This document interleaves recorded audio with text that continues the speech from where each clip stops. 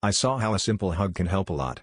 So this little episode happened 2 days ago, and I know it can be a little and useless thing but really melted my heart. I live in this very small town of like 7,000 people, and well, it's the classic town where voices spreads around in like 1 minute and everyone knows each other, so nothing of new.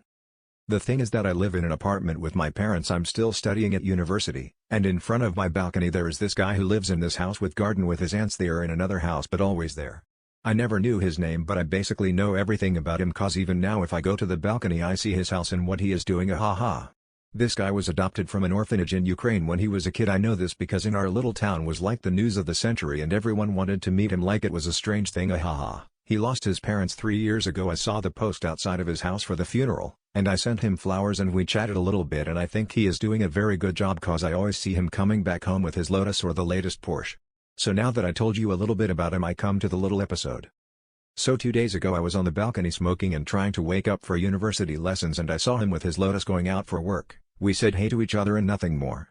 I had my lessons and he worked, I presume, but I only saw him at late night like at 1 a.m. cause I was smoking on the balcony and I couldn't sleep. I have insomnia, but that is another story.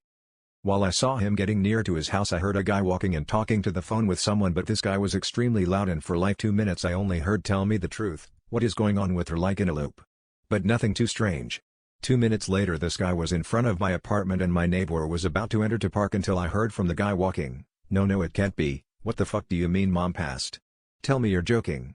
The guy on the phone started crying and sobbing. He stopped and I only heard him crying.